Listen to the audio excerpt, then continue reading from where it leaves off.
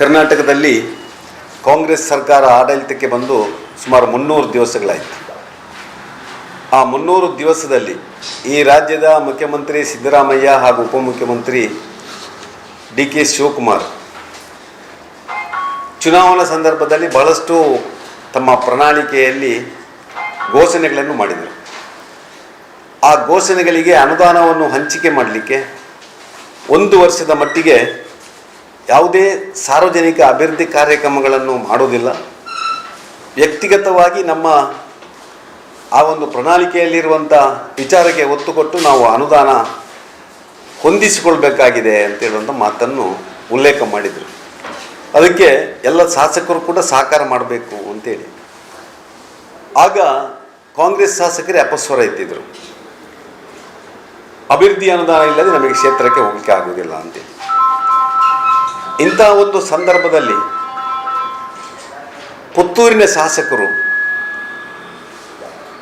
ಕೋಟಿ ಕೋಟಿ ಅನುದಾನಗಳು ಪುತ್ತೂರಿಗೆ ಹರಿದು ಬರ್ತಾ ಇದೆ, ಶಿಲಾನ್ಯಾಸ ಮಾಡಲಿಕ್ಕೆ ನನಗೆ ಸಮಯ ಇಲ್ಲ ಅಂತ ಹೇಳಿ 1474.29 ಲಕ್ಷ ಕೋಟಿಯ ಒಂದು ಪಟ್ಟಿಯನ್ನು ಬಿಡುಗಡೆ ಮಾಡ್ತಾರೆ. ಪಟ್ಟಿ ಬಿಡುಗಡೆ ಮಾಡೋದು ಮಾತ್ರ ಅಲ್ಲ, ಆ ಪಟ್ಟಿಯನ್ನು ಒಬ್ಬ BJP ಕಾರ್ಯಕರ್ತನ ಮನೆಗೆ ಚೆಂಡೆ ವಾದನದೊಟ್ಟಿಗೆ ಕೊಂಡೋಗಿ ಅದನ್ನು ಪ್ರದರ್ಶನ ಮಾಡುವಂಥ ಮತ್ತು ಬೆದರಿಕೆ ಒಡ್ಡುವಂಥ ಕೆಲಸವನ್ನು ಕೂಡ ಪುತ್ತೂರು ವಿಧಾನಸಭಾ ಕ್ಷೇತ್ರದಲ್ಲಿ ಬಹುಶಃ ಕಳೆದ 40 ವರ್ಷದಿಂದ ಆಗದಂಥ ಒಂದು ಘನ ಕಾರ್ಯವನ್ನು ಪುತ್ತೂರಿನ ಶಾಸಕರು ಮತ್ತು ಅವರ ಬೆಂಬಲಿಗರು ಮಾಡಿದ್ದನ್ನು ಪುತ್ತೂರಿನ ಶಾಸಕರು ಬೆಂಬಲಿಸಿ ಮತ್ತೆ ಆ ವ್ಯಕ್ತಿಗೆ ಬೆದರಿಕೆ ಒಡ್ಡುವಂಥ ಕೆಲಸವನ್ನು ಮಾಡ್ತಾರೆ.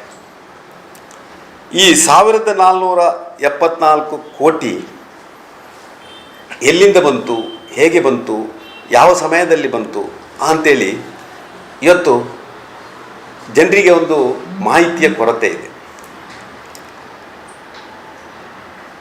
ಈ ಸರ್ಕಾರದಲ್ಲಿ ಮುಖ್ಯಮಂತ್ರಿಗಳು ಉಪಮುಖ್ಯಮಂತ್ರಿಗಳು ದುಡ್ಡಿಲ್ಲ ಅಂತ ಹೇಳ್ತಾರೆ, ಪುತ್ತೂರಿನ ಶಾಸಕರು ಕೋಟಿ ಕೋಟಿ ಅನುದಾನ ಬರ್ತದೆ ಅಂತ ಹೇಳ್ತಾರೆ. ಈ ಜಿಜ್ಞಾಸೆಗೆ ಒಂದು ಉತ್ತರ ಈಗ ಜನರಿಗೆ ಬೇಕಾಗಿದೆ. ಅದರ ಜೊತೆಯಲ್ಲಿ ಅವರು ಕೊಟ್ಟಂಥ ಪಟ್ಟಿ ನಿಮ್ಮ ಜೊತೆ ಇದೆ. ಈಗ ಅವರು ಏನೇನು ಕೊಟ್ಟಿದ್ದಾರೆ ಅಂತೇಳಿ ಅದನ್ನು ನಾನು ಉಲ್ಲೇಖ ಮಾಡಿದ್ದೇನೆ. ವಿಶೇಷವಾಗಿ ಬಹುಗ್ರಾಮ ಕುಡಿಯುವ ನೀರಿನ ಯೋಜನೆ.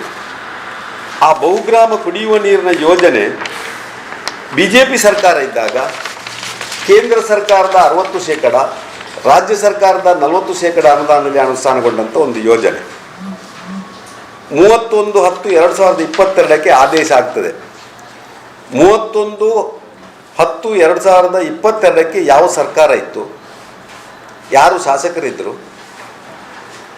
ಏನಾದರೂ ಸ್ವಲ್ಪ ಸ್ಪಷ್ಟಪಡಿಸಬೇಕಲ್ಲ ಜನರಿಗೆ. ಅಷ್ಟು ದೊಡ್ಡ ಮೊತ್ತದಲ್ಲಿ 1010 ಕೋಟಿ ಅಂತ ಕೊಟ್ಟಿದ್ದಾರಲ್ಲ, ಅದರಲ್ಲಿ 780 ಕೋಟಿ ಪುತ್ತೂರು ವಿಧಾನಸಭಾ ಕ್ಷೇತ್ರದ ಬಹುಗ್ರಾಮ ಕುಡಿಯುವ ನೀರಿನ ಯೋಜನೆ, ಉಳಿದ 332 ಕೋಟಿ ರೂಪಾಯಿ ಸುಳ್ಯ ವಿಧಾನಸಭಾ ಕ್ಷೇತ್ರದ ಅನುದಾನ. ಆ 332 ಕೋಟಿ ಮತ್ತು 780 ಒಟ್ಟು 1012 ಕೋಟಿ ರೂಪಾಯಿ ಬಹುಗ್ರಾಮ ಕುಡಿಯುವ ನೀರಿನ ಯೋಜನೆ, ಕೇಂದ್ರ ಪುರಸ್ಕೃತ ಆ ಒಂದು ಕುಡಿಯುವ ನೀರಿನ ಯೋಜನೆ. ಅದನ್ನು ತಾನು ಮಾಡಿದಂಥ ಒಂದು ದೊಡ್ಡ ಸಾಧನೆ ಅಂತೇಳಿ ಬಿಂಬಿಸುವಂಥ ಕೆಲಸ ನಾನು ಕಂಡುಕೊಂಡಾಗಿ ಅವರ ಬ್ಯಾನರ್ನಲ್ಲಿ ನಾವು ಕಂಡುಕೊಂಡಿದ್ದೇವೆ. ಇನ್ನೊಂದು ಜಲಸಿರಿ ಯೋಜನೆ. ಜಲಸಿರಿ ಯೋಜನೆ 2 ಸರ್ಕಾರ ಇರುವಾಗ ಆಗಿದೆ. ಅದು ಸಂಜೀವ್ ಮಠಂದೂರು ಬರಬೇಕಿದ್ರೆ ಇಲ್ಲಿ ಮೈತ್ರಿ ಸರ್ಕಾರ ಇತ್ತು. ಆಗ 113 ಕೋಟಿಯ ಪುತ್ತೂರು ನಗರದ ಜಲಸಿರಿ ಯೋಜನೆ, ಬಹುಶಃ ಅದು ಕೂಡ ಈ ಪಟ್ಟಿಯಲ್ಲಿದೆ, ಅದು ಕೂಡ ಇದೇ ಪಟ್ಟಿಯಲ್ಲಿದೆ. ಲೋಕೋಪಯೋಗಿ ಇಲಾಖೆ ಪುತ್ತೂರು ಉಪ್ಪಿನಂಗಡಿ ರಸ್ತೆ, ಅದು ಟೆಂಡರ್ ಆಗಿ ಮೊನ್ನೆ ಮುಗಿಯಬೇಕಿತ್ತು. ಅದಕ್ಕೆ ಮತ್ತೆ ಶಿಲಾನ್ಯಾಸ ಮಾಡಿ ನಾನು ಧರಿಸಿದ್ದು ನಮ್ಮ ಸರ್ಕಾರ ಮಾಡಿದಂಥ ಹೆಗ್ಗಳಿಕೆಯನ್ನು ಕೊಡ್ತಾರೆ. ನ್ಯಾಯಾಲಯದ್ದು ದ್ವಿತೀಯ ಹಂತದ 25 ಕೋಟಿದ್ದು, ಅದು 26,90,00,000 ಇದ್ದು 6/7/22 ಆದೇಶ ಆಗಿದೆ. ಆದೇಶ ಪ್ರತಿಯನ್ನು ನಿಮಗೆ ಕೊಟ್ಟಿದ್ದೇನೆ. ಕರ್ವೇಲ್ ಸಬ್ಸ್ಟೇಷನ್ಗೆ 40 ಕೋಟಿ ಅಂತ ಕೊಟ್ಟಿದ್ದಾರೆ. ಇನ್ನೂ ಕೂಡ ಕಾಮಗಾರಿಗೆ ಚಾಲನೆಯೇ ಸಿಗಲಿಲ್ಲ. ಜಾಗ ರಿಸರ್ವೇಷನ್ ಆಗಿದೆ. ಸುನಿಲ್ ಕುಮಾರ್ ನಮ್ಮ ಮಂತ್ರಿಗಳಿರುವಾಗ ಆ ಕೆಲಸ ಕಾರ್ಯಗಳನ್ನು ಮಾಡಿದ್ದಾರೆ. ಇವತ್ತು ಹೀಗೆ BJP ಸರ್ಕಾರ ಇರುವಾಗ, BJP ಶಾಸಕರಿರುವಾಗ ಏನೇನು ಕಾಮಗಾರಿಗಳಾಗಿದೋ ಅದನ್ನು ನಾನು ಮಾಡಿದ್ದು ಅಂತೇಳುವಂಥ ಒಂದು ಕೆಲಸವನ್ನು ಇವತ್ತು ಮಾಡಿ ಬಿಂಬಿಸುವಂಥ ಕೆಲಸ ಪುತ್ತೂರಿನಲ್ಲಿ ಆಗ್ತಾ ಇದೆ. ಸುಳ್ಯದಲ್ಲಿ ಒಬ್ಬರು ಶಾಸಕರಿದ್ದಾರೆ, ಮಹಿಳೆ. ಬಹುಶಃ ನಾನು ಕಂಡುಕೊಂಡಾಗೆ ಸುಳ್ಯದಲ್ಲಿ ಶಾಸಕರಿಲ್ಲ ಅಂತೇಳಿ ಬಿಂಬಿಸುವಂಥ ಕೆಲಸ ಕೂಡ ಪುತ್ತೂರಿನ ಶಾಸಕರು ಮಾಡ್ತಾ ಇದ್ದಾರೆ.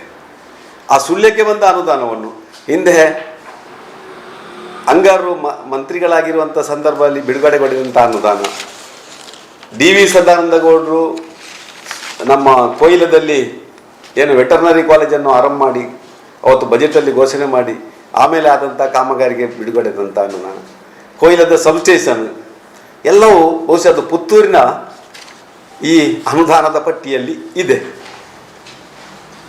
ಸುಮಾರು 483 ಕೋಟಿ ಸುಳ್ಯದು ಕೂಡ ಪುತ್ತೂರಿಗೆ ಬಂದು ಸೇರಿದೆ. ಪುತ್ತೂರಿನ ಜನತೆಗೆ ಅದು ಸೇರಿದೆ ಅಂತ ನಾನು ಭಾವಿಸ್ತಾ ಇದ್ದೇನೆ. ಈ ರೀತಿಯಾಗಿ ಒಂದು ಜನರನ್ನು ದಾರಿ ತಪ್ಪಿಸುವಂಥ ಕೆಲಸವನ್ನು ಮಾಡ್ತಾ ಇದ್ದಾರೆ. ನಾನು ಹೇಳುವಂಥದ್ದು, BJP ಸರ್ಕಾರ ಇರುವಾಗ ಕೋಟಿ ಅನುದಾನಗಳು ಮಾತಾಡ್ತಾ ಇದ್ದು, ಅಭಿವೃದ್ಧಿ ಅನುದಾನ ಮಾತಾಡ್ತಾ ಇದ್ದು, ಕಾಮಗಾರಿಗಳು ಮಾತಾಡ್ತಾ ಇದ್ದು. ಇವತ್ತು ಕಾಂಗ್ರೆಸ್ ಸರ್ಕಾರದಲ್ಲಿ ಕಾಂಗ್ರೆಸ್ ಶಾಸಕರು ಕೋಟಿ ಮಾತಾಡ್ತಾ ಇದ್ದಾರೆ, ಕೆಲಸ ಮಾತಾಡ್ತಾ ಇಲ್ಲ. ಕೋಟಿ ಶಾಸಕರು ಮಾತಾಡ್ತಾ ಇದ್ದಾರೆ. BJP ಇರುವಾಗ ಕೋಟಿ ಕೆಲಸಗಳು ಮಾತಾಡ್ತಾ ಇದ್ರು. ವ್ಯತ್ಯಾಸ ಇದು ಅಷ್ಟೇ, ಬೇರೆ ಏನಿಲ್ಲ. ಎಲ್ಲ ಚುನಾವಣೆ ಗಿಮಿಕ್. ಅದೇ ರೀತಿಯಲ್ಲಿ ಇದನ್ನು ಯಾರು ಪ್ರಶ್ನಿಸ್ತಾರೋ ಅವರಿಗೆ ಬೆದರಿಕೆ ಒಡ್ಡುವಂಥ ಕೆಲಸ. ಇದೆಲ್ಲ ಪ್ರಜಾಪ್ರಭುತ್ವದಲ್ಲಿ ಒಬ್ಬ ಶಾಸಕ ಮಾಡುವಂಥದ್ದಲ್ಲ. ಇದು ಅವರ ಘನತೆ ಗೌರವಕ್ಕೆ ಏನು ಹೆಚ್ಚಿಸುವಂಥ ಕೆಲಸ ಆಗುವುದಿಲ್ಲ. ಅವರು ಏನು ಕೆಲಸ ಮಾಡಿದಾರೋ ಅದನ್ನು ವಾಸ್ತವವಾಗಿ ಜನರ ಮುಂದೆ ಇಡುವಂಥ ಕೆಲಸ ಮಾಡಲಿ.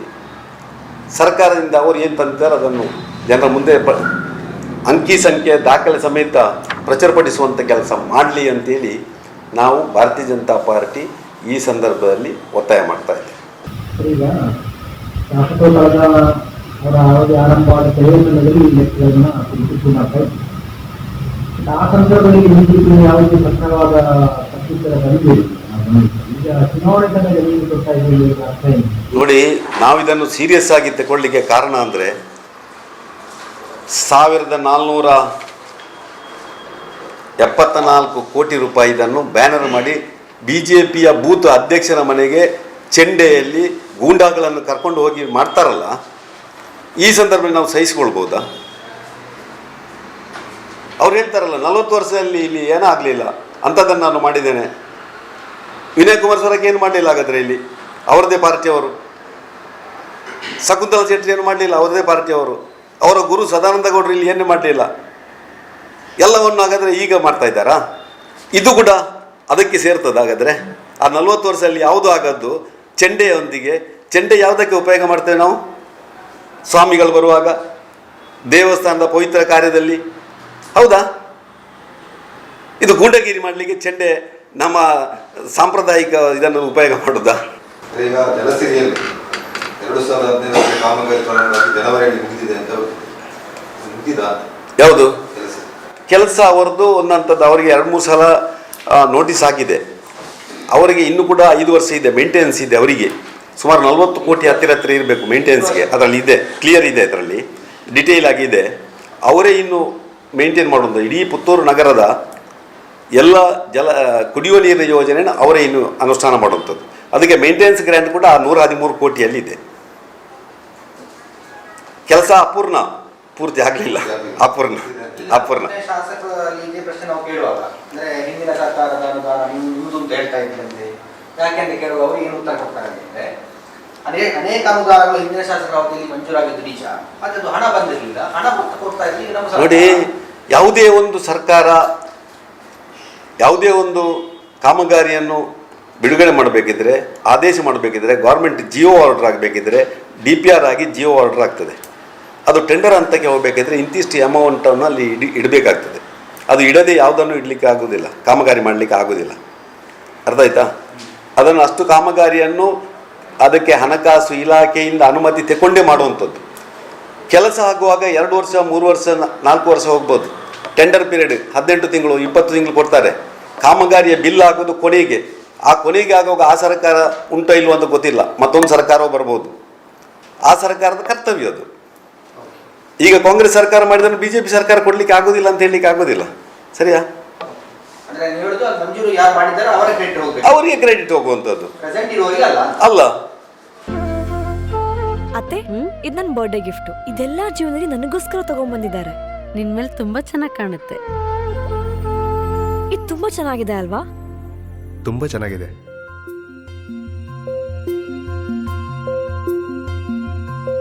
It will look really good on you. ಅಮ್ಮ, mother is always son's first love.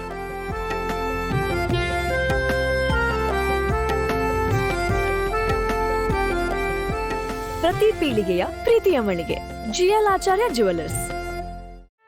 ಸುದ್ದಿ ಚಾನಲ್, ಕ್ಷಣ ಕ್ಷಣದ ಸುದ್ದಿಗಾಗಿ.